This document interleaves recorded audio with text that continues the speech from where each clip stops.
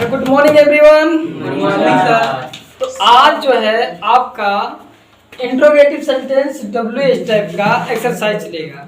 इससे पहले मैंने एक्सरसाइज बताया है, ठीक है, स्नो टाइप भी बताया है, रूल्स भी बता दिए हैं। अब आपको एक्सरसाइज करना है इंट्रोगेटिव सेंटेंस WH टाइप का, ठीक है।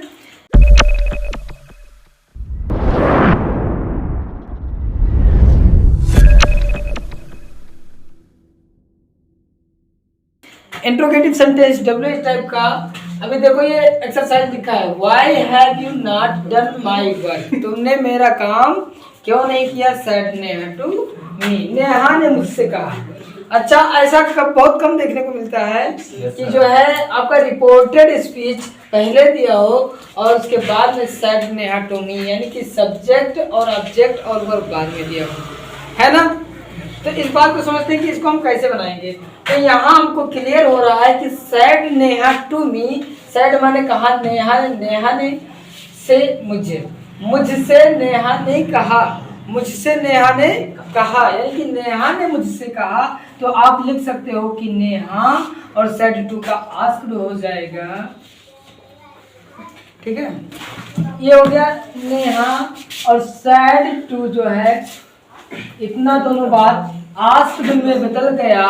इसके बाद मी लिखा है तो आपका मी लिख जाएगा। बताओ, इतना बात अगर किसी के समझ में ना आया हो तो समझ में आएगी इतना बात। आगे प्रॉब्लम ये है कि कोटेशन मार्क हटाओ, और मैंने कहा था कि कोटेशन मार्क यानी कि इन्वर्टेड कामाज को हटाने के बाद में आपको WH टाइप में WH वर्ड को ही लिख दिया जाता है, ना तो दैट लगाते हैं ना इफ या वेदर लगाते हैं, WH वर्ड को खुद ही लिख दिया जाता है।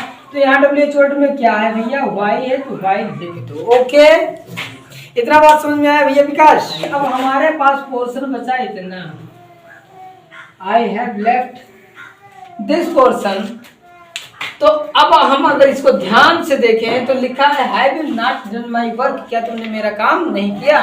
तो इसका मतलब ये एसनो टाइप जैसा बिहेव कर रहा है। अगर मैं WH को हटा दूं तो ये एसनो टाइप जैसा बिहेव कर रहा है। इस कंडीशन में मैंने एक रूल बताया था एसनो टाइप में कि पहले भैया इसको लिखो तो उसके बाद तब इसको लिखो, राइट।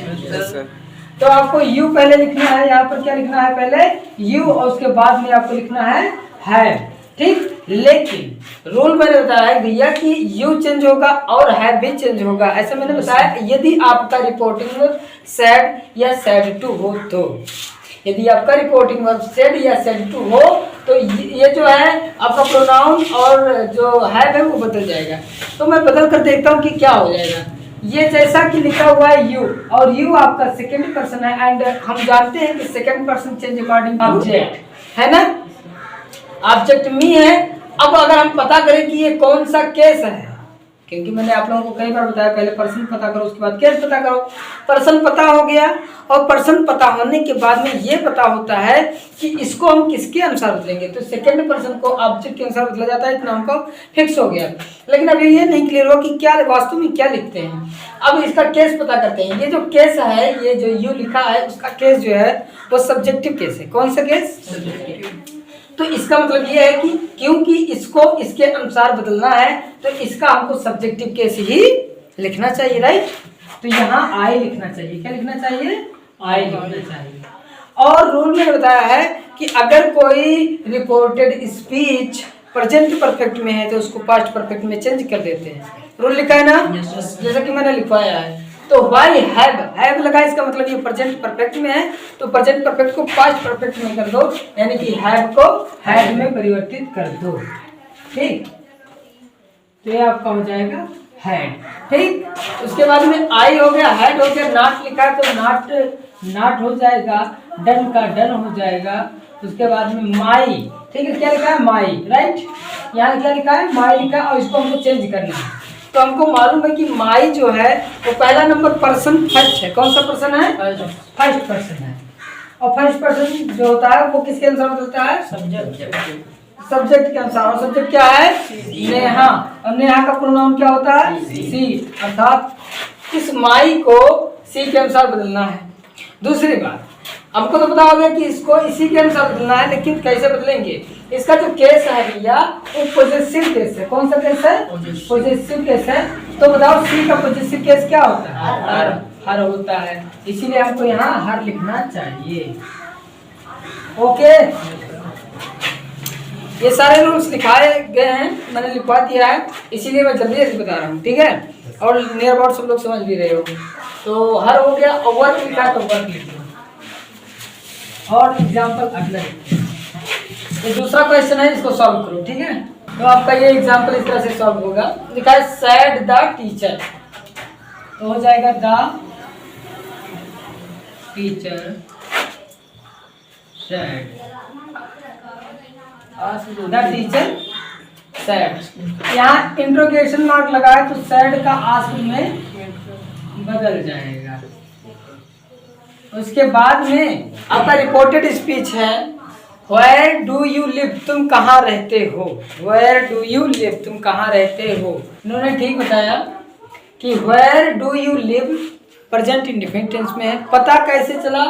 अगर पता करना हो तो किसी भी सेंटेंस का अगर हमको टेंस पता करना है तो उसके लिए आप उसका चाहे तो हेल्पिंग वर्ब देख लो और चाहे तो मेन वर्ब देख लो, इन दोनों में से कोई ना कोई जो है आपको बता ही देगा। तो सबसे पहले आप हेल्पिंग वर्ब देखो, इसमें डू लिखा है और डू का प्रयोग जो है प्रेजेंट इंडेफिनिट टेंस में किया जाता है कि नहीं? इसीलिए अब हमको पता चल गया कि ये जो where do you live sentence यानी कि रिपोर्टेड स्पीच है is written in present indefinite tense. अब ये जो प्रेजेंट इंडेफिनिट टेंस है इसको चेंज करेंगे किसमें? Past indefinite tense. ओके, तो वेयर शब्द WH वर्ड है तो ऐसे कंडीशन में वेयर का हम वेयर ही लिखेंगे, ठीक है। और उसके बाद में हमने आप लोगों को बताया कि पहले हेल्पिंग वर्ब ना लिखो, पहले सब्जेक्ट लिखो। तो सब्जेक्ट आपका यू है और यू क्योंकि सेकंड पर्सन है, यू कौन सा पर्सन है? सेकंड पर्सन है, तो इसको ऑब्जेक्ट के अनुसार बदलना चाहिए। और आपके पास अगर ऑब्जेक्ट नहीं है तो मैंने बताया ही लिख लो या सी लिख लो, वैसे और सारी चीज मैंने बताया। यू तो सही आप जो है कुछ भी लिख सकते हो, मैंने बताया था, ठीक है। इसकी प्राथमिकता जो है वो ही को दिया गया है कि आप 95% ही का ही प्रयोग करें अगर यदि आपके पास कुछ नहीं है तो आपका ही हो गया, इसका ही हो गया और डू का डिड हो जाएगा, है नहीं? डिड हो जाएगा और लिव का लिव हो जाएगा। अब हमको यही समझना है, ऐसा लड़के करेंगे, है कि नहीं? लड़के जो है गलतियां ऐसे करेंगे कि डू का डिड कर दो और लिव का लिव कर दो। लेकिन आप ध्यान दो कि हमको सिर्फ इतने पढ़ना है, वेयर को छोड़ करके बाकी सेंटेंस पढ़ना है। Where did live, sorry he did live, ये सेंटेंस गलत है। ये चूंकि आपका ये जो इंट्रोगेटिव और अफर्मेटिव है तो इधर वाला अफर्मेटिव होना चाहिए और पास्ट इंडेफिनिट टेंस के अफर्मेटिव सेंटेंस में डिड का प्रयोग नहीं किया जाता है। ऐसे कंडीशन में वर्ब का सेकंड फॉर्म यूज किया जाता है। तो आप लिव्ड कर दो तो आपका सेंटेंस सही हो जाएगा। समझ में आया? इसी क्रम में आप बनाइए तीसरा आपका जो एग्जांपल है, द मदर सेड, माँ ने कहा, हु शैल ड्रिंक मिल्क, मतलब दूध कौन पिएगा, and take 5 toffees from me, और मुझसे 5 टॉफियाँ कौन लेगा, ठीक है।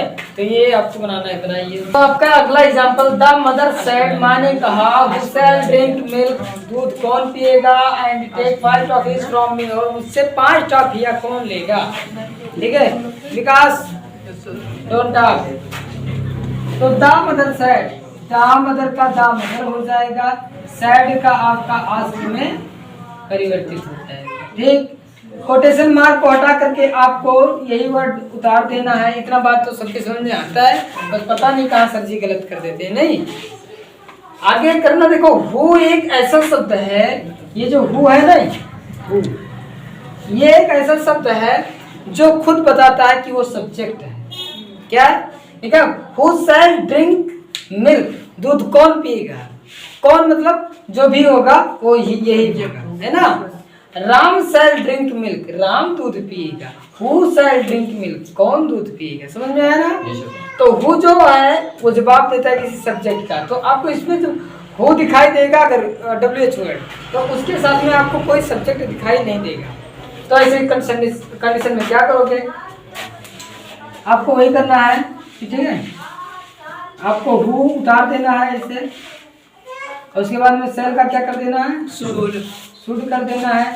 ड्रिंक का ऐसे ही उतार देना है एज इट इज, ठीक है।